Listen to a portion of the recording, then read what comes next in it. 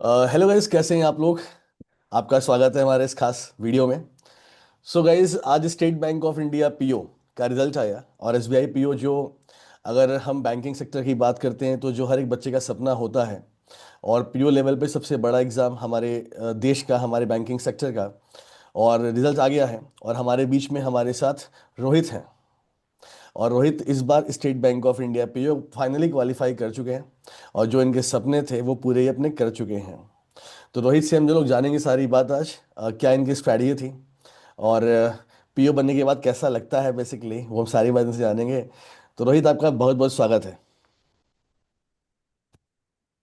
Thank you sir. Rohit, तो यार मतलब state Bank of India PO yes sir. कैसा लगा इस समय। सर मतलब रिजल्ट देखने के बाद तो मेरे को बिलीव ही नहीं हुआ कि मेरा रिजल्ट हुआ है। फर्स्ट टाइम में जब मेरा रिजल्ट मैंने देखा तो मैंने रोल नंबर ही गलत डाल दिया।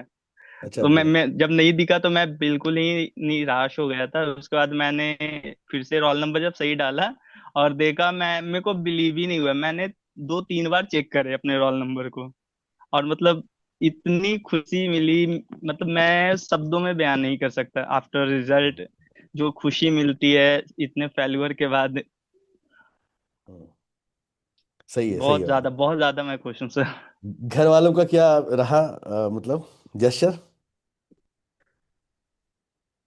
सर रिजल्ट, मतलब मैंने जब मम्मी को बताया, अचानक से मैं रिजल्ट देंगे मैं चिल्लाने लगा है। मैं मेरे मतलब से वो एक अचानक से जो साउंड आती है ना, हो गया।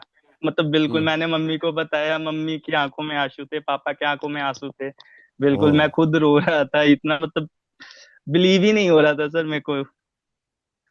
इतने फेल्यूर देखे थे, मतलब पिछले 3 सालों से मैं आपके साथ ही हूँ। तो बिल्कुल बहुत ही ज्यादा अनबिलीवेबल मोमेंट था मेरे लिए ये तो। नहीं नहीं, ये बात तो तुम सही कह रहे हो। और सबसे अच्छी बात क्या है कि जो हमारा स्ट्रगल होता है, अगर वो इस तरह रिजल्ट देखिए, मतलब state Bank of India PO में हमारा सिलेक्शन हो जाए तो मतलब ठीक है, सारे दुख दर्द वो सब बराबर हो जाते हैं, है ना। ठीक है। रोहित, यस। तो यार मतलब एक्चुअली क्या, मुझे यस। ऐसा लगता है कि आप लोग अचीवर है, और आप लोगों का जो गाइडेंस है वो बच्चों को बड़ा चाहिए होता है।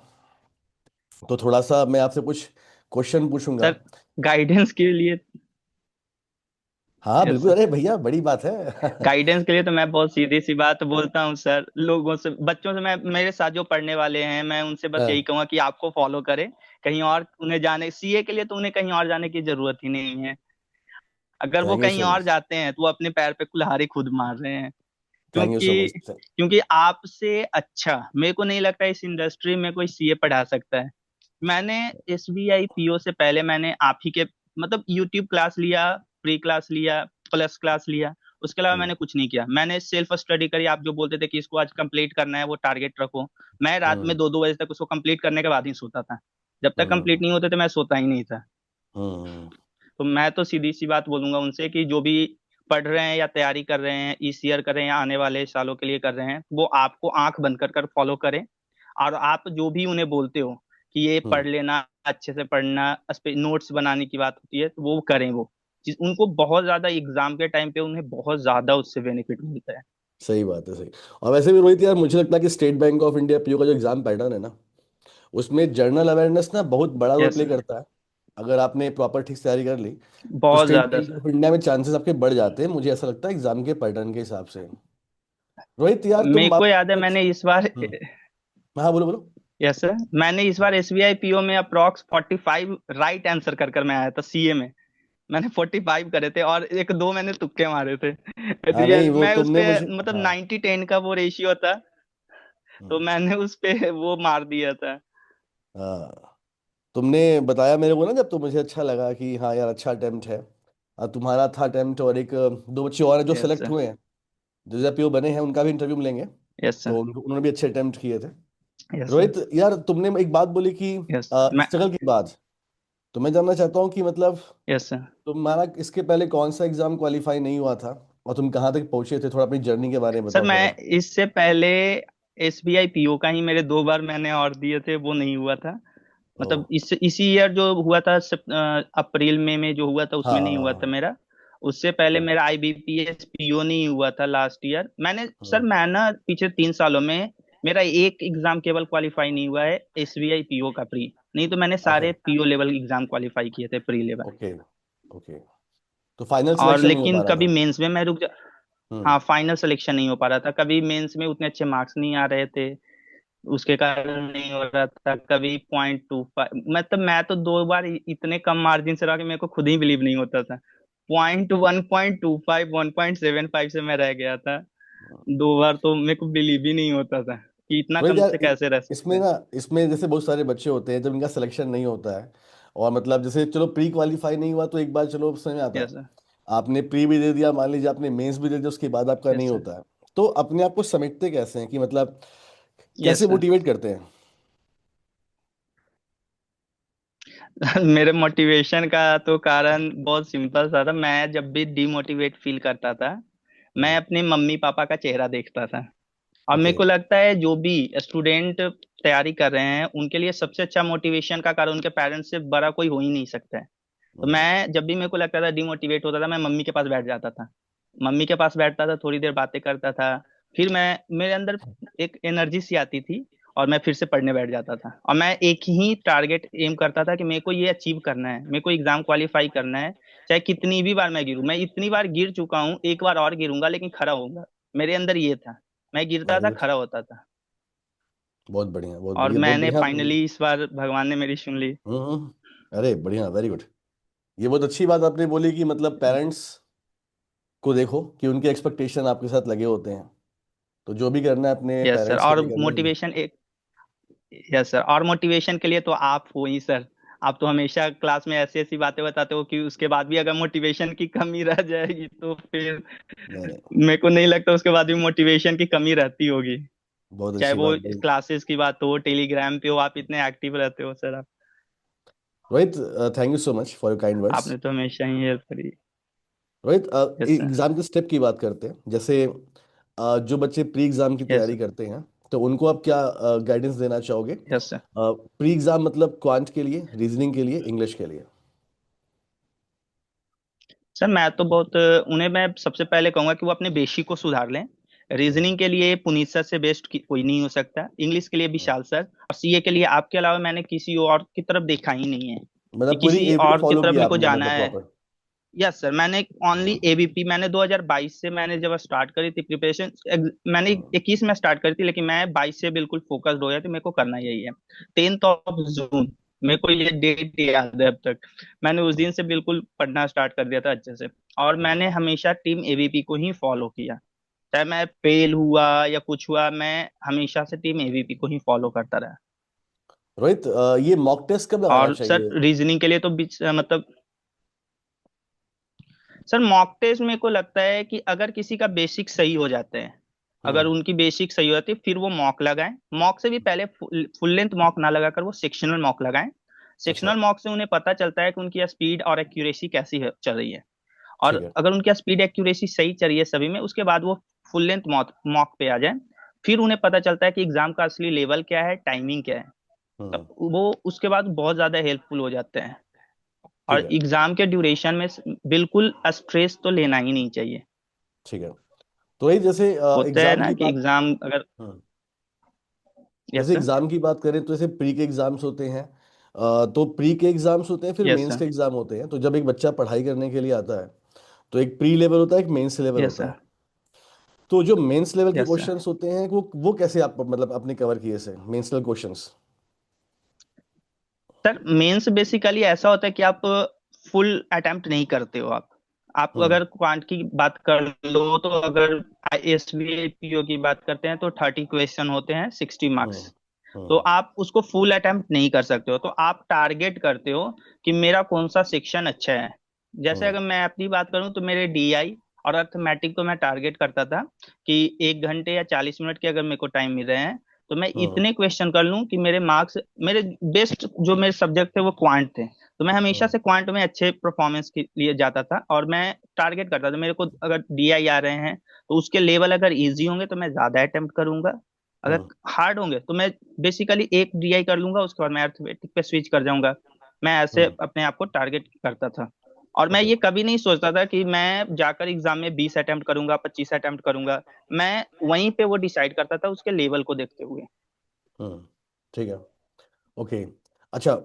और इंग्लिश और इस रीजनिंग का स्ट्रेटजी होनी चाहिए दोनों में।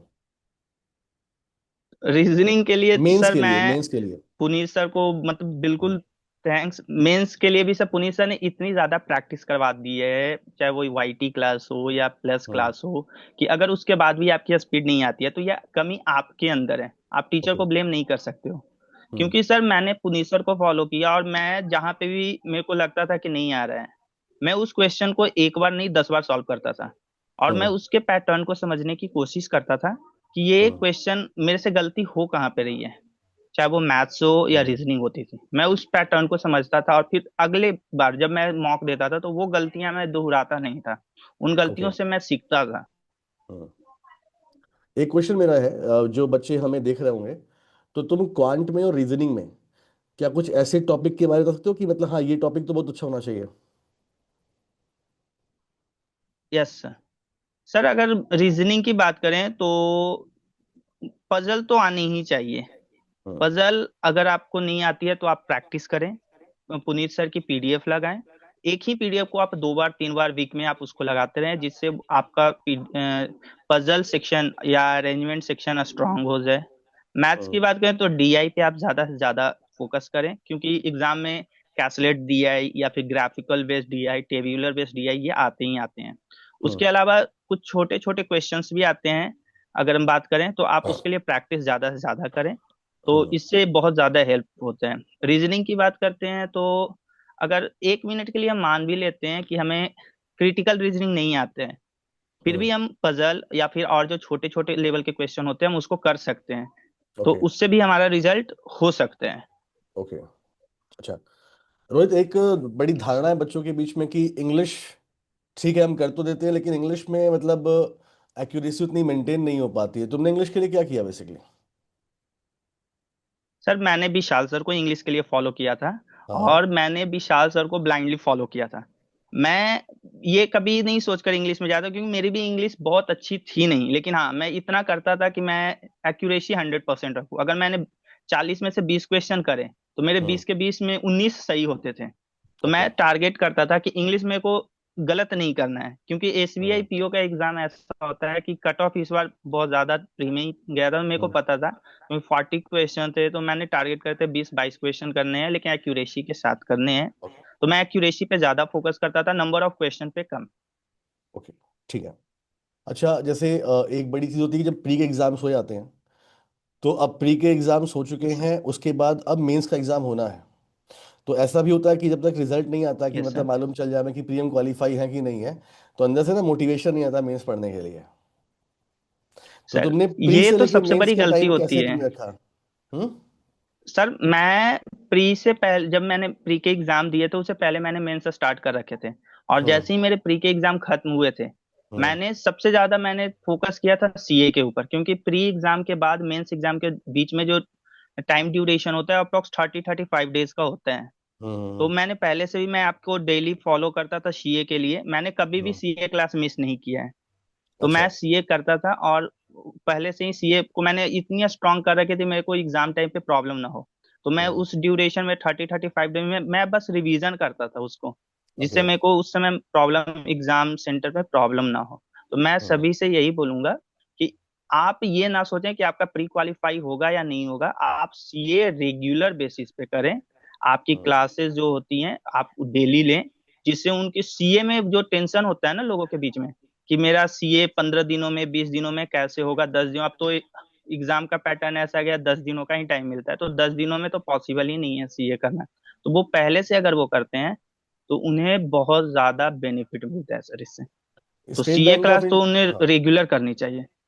अच्छा Rohit, state Bank of India yes PO sir. का जो एग्जाम तुमने दिया, तो तुम्हें क्या लगता है कि मतलब करंट यस अफेयर्स सर। में किस सेक्शन को स्ट्रांग रखना चाहिए ताकि स्टेट बैंक ऑफ इंडिया में अच्छे मार्क्स आ पाए? सर बैंकिंग से, बैंकिंग तो सबसे ज्यादा इंपॉर्टेंट हो जाता है। बैंकिंग एंड फाइनेंस जो आप कहते भी हो हमेशा कि 10 से 15 15 20 मार्क्स तो वो जाएंगे ही जाएंगे। तो हम्म। मैं उस पे ज्यादा बीएफसीआई मैगजीन जो आप कहता था, मैंने उसको हम्म। ऐसे आप समझ लो कि मैंने उसको एक एक मंथ के मैगजीन को मैंने 3 बार 4 बार पढ़ा था एसबीआई पीओ से पहले। और जो यूनिकॉर्न मैगजीन होते हैं, मैंने उसको घोल कर मैं पी गया था। मतलब मैं जब एग्जाम पैटर्न, जब 1 महीने बचे हुए थे मेरे पास, मैं मैथ्स रीजनिंग लिमिटेड टाइम देता था, 3 घंटे चार हम्म। घंटे उसके बाद 6 घंटे मैं सीए पढ़ता था। लेकिन ऐसा नहीं कि मैं 6 घंटे सीए कंटिन्यू पढ़ता था, उनको ब्रेक कर रखा था मैंने, दो दो हम्म। घंटे के स्लॉट में। 2 घंटे सुबह, 2 घंटे दोपहर में, 2 घंटे रात में। तो उससे मेरे को बहुत ज्यादा आसान हो गया सीए करना। और हम्म। बीएफसीआई मैगजीन, यूनिकॉर्न मैगजीन आपका, उससे बहुत ही ज्यादा हेल्प हुआ। उससे बाहर तो मेरे को लगा ही नहीं था कि सीए भी आया होगा एसबीआई पीओ में। बहुत बढ़िया, वेरी गुड। रोहित, अब इंटरव्यू की बात करते हैं, बिकॉज ऐसा लोग सोचते हैं कि कैसा रहता है, होता होता होगा state Bank of India interview, और वाकई में state Bank of India interview yes एक सर। प्रेशर होता है। तो सबसे पहले मैं तुमसे यस जानना सर। चाहता हूँ कि state Bank of India PO interview के लिए क्या कुछ अलग से यस सर। पढ़ना होता है, या तुमने क्या तैयारी अलग से की थी इसमें, मतलब इंटरव्यू के लिए? अलग से सर, आपने जब एसबीआई पीओ का मेरा मेंस हुआ था, तो आपने एक ग्रुप बनाई थी, और फर्स्ट डे आपने जो सेशन लिया था उसमें आपने बताया था कि ये हम्म। पढ़ना। मैंने उसको एक नोट कर लिया था एक डायरी में, और मैंने हम्म। उसी के अकॉर्डिंग मैंने प्रिपरेशन करी थी। और ओके। मेरा इंटरव्यू कोलकाता में हुआ था। और अप्रोक्स मेरे इंटरव्यू में 35 to 36 क्वेश्चन मेरे से पूछे गए थे। बहुत लंबा है भाई, बहुत लंबा, इतना बहुत लंबा? लंबा मेरा इंटरव्यू चला था। अच्छा, ओके। यस सर, और लगभग 16 से 18 मिनट मेरे इंटरव्यू चले थे। ओ। लेकिन जो मेरे पैनल मेंबर थे, उन्होंने सबसे पहले मेरे इंट्रोडक्शन से स्टार्ट करा था। और ओके। इंट्रोडक्शन, पीएम कुसुम स्कीम, फिर ये एक पावर, पीएम ये आया हुआ है सर, सोलर पावर वाला स्कीम। हाँ मतलब हाँ, आपको वो सुना। सारे क्वेश्चन मेरे से पूछे थे। बहुत सारे क्वेश्चन मेरे से पूछे थे सर, बैंकिंग से रिलेटेड एक्स्ट्रा। हम्म। फिर मेरे से स्टेटमेंट बेस्ड क्वेश्चन पूछे थे, सॉरी कंडीशनल बेस्ड क्वेश्चन 5 से 6 मेरे से पूछे थे। पहला अच्छा। क्वेश्चन था कि आप यूएस टैरिफ से क्या क्या देश को प्रॉब्लम हो सकता है। उसके बाद मैं बिहार से बिलोंग करता हूँ, तो बिहार हम्म। में हम अपने बैंक के परफॉर्मेंस को अच्छा कैसे कर सकते हैं। फिर हम्म। था मेरा कि अगर किसी बैंक में पुटफॉल बहुत ज्यादा है, उसको आप कैसे मैनेज करोगे। ओके। इस तरीके से मेरे से 5 से 6 क्वेश्चन मेरे से पूछे गए थे, मेरे को एग्जैक्ट याद नहीं है। फिर हम्म। एफएटीए के बारे में पूछा गया था। फिर बहुत से मेरे को तो क्वेश्चन याद नहीं है सर, लेकिन मेरे को नंबर याद है, 35 36 क्वेश्चन मेरे से पूछे गए थे। ओके। तो रोहित, क्या इंटरव्यू में लैंग्वेज की दिक्कत होती है, कि मतलब इंग्लिश में बोलना है, हिंदी में बोलना है कुछ?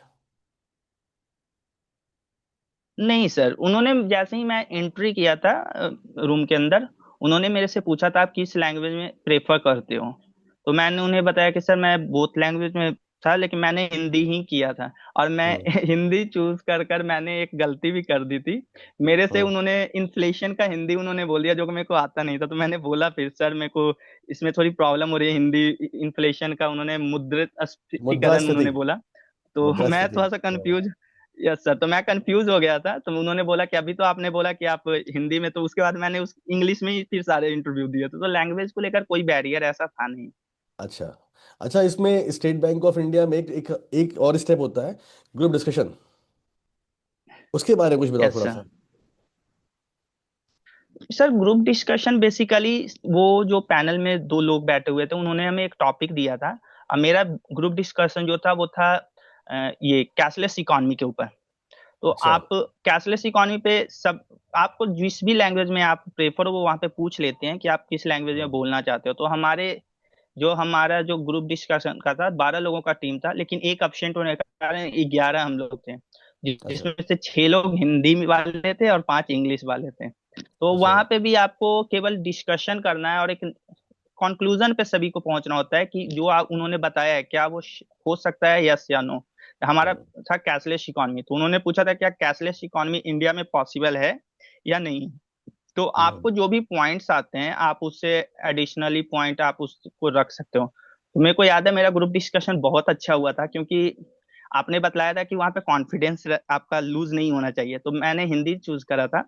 और सर हम्म। मैंने जब बोला था, आपने जो बताया था डिजिटल ई रूपी के बारे में या हम्म। यूपीआई हम्म। अमाउंट वगैरह के बारे में, मैंने वो सारे डेटा उनके सामने रखे थे। तो मेरा ओके। ग्रुप डिस्कशन मतलब अच्छा रहा था, हेल्दी रहा था वो। उसके बाद हम्म। था ग्रुप एक्सरसाइज का था ओके। सर। तो रोहित। ग्रुप एक्सरसाइज हाँ। भी हुआ था उसके साथ ही। अच्छा, क्या इसमें क्या हुआ यस था? सर। ग्रुप एक्सरसाइज में हम लोग का था डिजिटल अरेस्ट का टॉपिक था। और उसमें उन्होंने पॉइंट दे रखे थे 8। उन पॉइंट्स को आपको करने थे, फर्स्ट पॉइंट कौन सा होगा, सेकंड कौन सा होगा, थर्ड कौन सा होगा, आप 8 को अरेंज कर लो। अच्छा। उसके बाद जो ग्रुप के मेंबर्स हैं उनको हम्म। आपको उन पॉइंट्स पे एग्री करवाने थे कि सारे लोगों के लिए एक ही पॉइंट एग्री होते हैं या नहीं होते हैं। अच्छा। ओके। ठीक है। Yes sir. तो मतलब कि ये भी सब भी अब ऐड हो गया इस बैंक के पीओ इंटरव्यू में, हाँ? Yes sir. अच्छा रोहित यार, मेरा लास्ट में। इंटरव्यू, हाँ। ग्रुप हम्म, एक्सरसाइज, ग्रुप डिस्कशन बहुत ही मतलब अच्छा कि। हुआ था सर, क्योंकि आपने मेरे हम्म, को बताया था कि आपको कॉन्फिडेंस लूज नहीं करना है। अगर आप हम्म, इंटरव्यू में जाते हो और आपका कॉन्फिडेंस लूज होता है तो फिर वो आपसे ऐसे क्वेश्चन पूछेंगे जो आप जानते हो लेकिन गलत कर जाओगे। जैसे मेरे से एक क्वेश्चन पूछा गया था ये ब्लैक मनी को लेकर सर। तो आपने अच्छा। बताया था कि जो केवाईसी होता है, हम्म। केवाईसी में हम जो डिवाइड करते हैं लोगों को, तो अच्छा ब्लैक वो। मनी रोकने के लिए भी हम्म, होता है ये। तो उन्होंने पूछा था कि ब्लैक मनी जो बैंक में होता है तो उसको मॉनिटर कौन करते हैं। हम्म। तो थोड़ा सा मैं इसमें कंफ्यूज हुआ था, लेकिन मेरे को याद था फाइनेंशियल इंटेलिजेंस यूनिट इस चीज को एफ आई मैनेज होगा, करती है। हाँ हाँ। तो मैंने जब बतलाया था तो जो हेड थे पैनल मेंबर, वो मेरे चेहरे को देख रहे थे। उन्होंने मेरे से पूछा था कि आप कहाँ से प्रिपरेशन करते हो। क्या बताया तुमने? मैंने बोला कि एक सर है उनसे करता हूँ। तो मैंने बोला कि सर नाम भी बतलाऊं, तो उन्होंने बोला कि नहीं उसकी जरूरत नहीं है। वैसे अभी बच्चे गए थे पीयूष में, गए थे बच्चे ना, तो उनसे ही पूछा तो। यस अब तो सर। ऐसा है कि जो पैनल वाले हैं वो नाम भी जानते हैं, तो जब बच्चे बोलते हैं ना कि हाँ मैं अभी से पढ़ा था, अरे नहीं ही इज गुड टीचर, मेरे मतलब को बोलते हैं। लगा सर, क्योंकि उन्होंने बोला कि मैंने पूछा उनसे, जब मैं बता रहा था इतने कॉन्फिडेंस के साथ, तो वो बोल हम्म, रहे, तो उन्होंने पूछा कि आप यूट्यूब से पढ़ते हो। मैंने बोला यस सर मैं यूट्यूब से पढ़ता हूँ। तो इंटरनेट की सुविधा है आपके यहाँ? बोला कि यस सर है। चलो बहुत बढ़िया। रोहित यार, इस स्टेप पे तुम पहुंचे हो, मुझे बड़ी खुशी है। और तुम जैसे बच्चे जब इतने आगे बढ़ते हो तो थैंक यू सर। मतलब एक्चुअली हमने तुम्हें देखा है ना, पढ़ते पढ़ाते हुए, मेहनत करते हुए, क्लास में आते हुए, तो बड़ा अच्छा लगता है। यस तो एक लास्ट में तुम मुझे बताओ कि थैंक यू यहाँ सर। तक पहुँचने में तुम्हें किसने किसने हेल्प की तुम्हारी लाइफ में, जिसका तुम नाम लेना चाहते हो यहाँ पे? सर मेरे लाइफ में माता पिता के अलावा एक भैया है मेरे, हम्म। और जो जिन्होंने मेरी बहुत हेल्प करी उनका नाम संतोष किशन है। उन्होंने अच्छा। मेरी बहुत हेल्प करी। साथ ही साथ क्लास के ही स्टूडेंट्स बहुत से थे। मानस भाई को तो आप जानते ही होंगे, मानस, मानस हाँ। अग्रवाल। हाँ हाँ रे। उन्होंने मेरी बहुत हेल्प करी हमेशा। उन्होंने बड़े भाई की तरह उन्होंने मेरे को गाइड किया। इसके ओके। अलावा मेरे दोस्त लोग हैं, उन्होंने मेरी बहुत हेल्प करी। मेरे को, मैं जब पढ़ता था तो मैं बाहर नहीं जा पाता था, तो उन्होंने मेरी बहुत हेल्प करी। मेरे बहुत से दोस्त हैं, उनको मैं थैंक्स बोलना चाहूंगा। और क्लास में भी बहुत से ऐसे दोस्त हैं जिन्होंने मेरी हेल्प करी पढ़ने में। तो सबको थैंक्स, स्पेशली थैंक्स टू आपको सर। ने मेरी बहुत हेल्प करी। मेरे भैया हैं, उन्होंने मेरी बहुत हेल्प करी। मम्मी पापा को मैं स्पेशल थैंक्स बोलूंगा, क्योंकि उनको विश्वास हम्म, था कि मैं कभी ना कभी तो सिलेक्शन ले लूंगा। हम्म। तुम्हारे बारे में एक चीज मुझे अच्छी लग रही है कि तुम बहुत डाउन टू अर्थ हो यार, और सबको तुमने याद रखा हुआ है, ऐसे ही लाइफ में रहना। ऐसे रहोगे तो और आगे बढ़ोगे लाइफ में, सबका यस आशीर्वाद सर। लगेगा तुम्हें। और यार रोहित, अगेन बहुत बहुत धन्यवाद। यस। बहुत बहुत बधाई, धन्यवाद इसलिए कि तुमने एक थैंक बार यू में सर। मेरा रिप्लाई किया, तुम आ गए लाइव क्लास में, आ गए इंटरव्यू के लिए। और बधाई फिर से तुम्हें। और मैं चाहता हूँ कि थैंक यू तुम्हारी सर। गाड़ी यहाँ पे रुकनी नहीं चाहिए। जैब क्वालिफाई करो, कैब क्वालिफाई करो, सीआईबी, आरबीआई ग्रेड बी पे जाओ, यूपीएससी में जाओ, तुम्हारा जहाँ मन बिल्कुल वहाँ सर, जाओ। आपका आशीर्वाद हर होना चाहिए सर, बिल्कुल करूंगा। हर जाओ और खूब लाइफ में आगे बढ़ो यार Rohit. Thank you so much, और बहुत बहुत बधाई फिर से यार, thank thank you so much, thank you Rohit, thank you. Thank you and sir. All the thank best you sir. Future. Thank you sir. Thank you sir.